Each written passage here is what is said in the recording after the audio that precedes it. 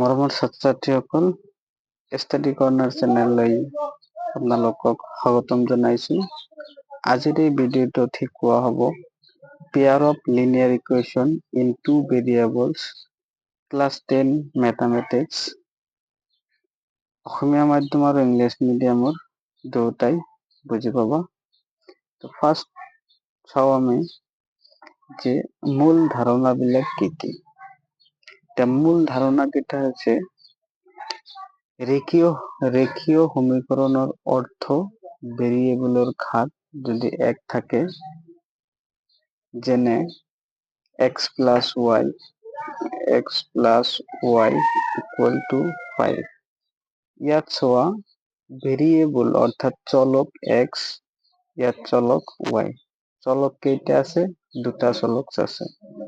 দুটা চলকেৰে ঘাত কিমান আছে? 1 আছে।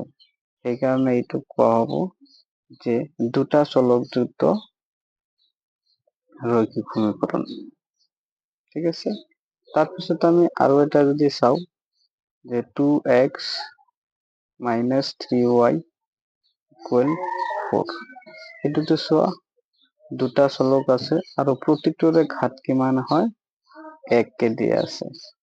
গতিকে এইবোৰ দুই ভেৰিয়েবল যুক্ত অৰ্থাৎ দুটা চলক যুক্ত ভেৰিয়েবল অৰ্থাৎ ইংলিছ শব্দ এইটো ৰেখীয় সমীকৰণ।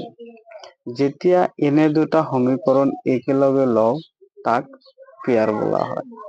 ইয়াত কি হয় যে এটা সমীকৰণ যেতিয়া দুটা সমীকৰণ আমি একেলগে সমাধান কৰিম তাক আমি পেয়াৰ বুলি কোৱা হয়। এটা ৰৈখিক সমীকৰণ এটা থাকিব x plus y equal to 5 আৰু দুটা একেলগে যেতিয়া আমি ল'ম তেতিয়া তাক কি বুলি কোৱা হয়? পেয়াৰ বুলি কোৱা হ'ব। ইয়াৰ কিছুমান জ্যামিতিক অৰ্থ আছে। জ্যামিতিক অৰ্থ হৈছে যে এই যে দুটা সমীকৰণ যে আছিলে যেনেকৈ ধৰা x plus 5 নহয়, x plus y equal to 5 আৰু কি আছিলে 2x plus 3y equal 10। দুটা সাপোজ ধৰি এই দুটা সমীকৰণৰ আমি কি কৰিব পাৰো? গ্ৰাফ আঁকিব পাৰো। জ্যামিতিত আমি গ্ৰাফ আঁকিব পাৰো। গ্ৰাফ যেতিয়া আঁকিম প্ৰতিটোৰে এটা এটাকে আমি ৰেখা পাম। কি পাম? সৰলৰেখা পাম প্ৰতিটোৰে। এতিয়া এই দুটা ৰেখাই কি হ'ব? ইয়াত তিনিটা কন্ডিশন হ'ব পাৰে ৰেখা দুটাই। প্ৰথমটো এটা বিন্দুত মিলিব, হয়তো দুটা ৰেখাই এটা আনটোৰ ওপৰত মিলিত হৈ যাব। নহলে কি হ'ব? একে ৰেখা হ'ব পাৰে, এইটো ওপৰতো এটা বিন্দুত মিলিত হ'ব, তাৰ মানে এনেকে হ'ব পাৰে। ইয়াত এটা বিন্দুত মিলিত হ'ব। আৰু 2 নম্বৰটো হ'ল যে এইটো এইটোৰ ওপৰত মিলিব পাৰে। 3 নম্বৰটো হ'ব পাৰে যে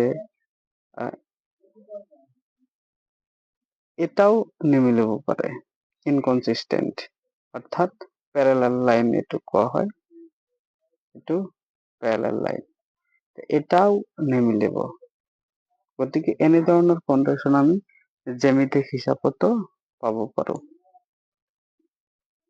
তাৰপিছত এই সমীকৰণসমূহ সমাধানৰ পদ্ধতি আমি ইয়াত 3 প্ৰকাৰৰ পাম। যেনে 1 নম্বৰ আছে তোমাৰ substitution method, 2 number elimination method, 3 number cross multiplication method। এই তিনিটা মেথড আমি আগৰ ভিডিঅ'টোত ভালকে জানিম আৰু ভালকে এটা এটা পদ্ধতি আমি ধুনীয়াকে বুজিম। গতিকে আশা কৰো এই ভিডিঅ'টো তোমালোকে ভাল পাইছা। যদি ভাল পাইছা এই পাঠ ভাল লাগিলে লাইক, শ্বেয়াৰ আৰু সাবস্ক্ৰাইব কৰক। পাছলৈ শিকিম সমীকৰণ কিদৰে সমাধান কৰিব পাৰি।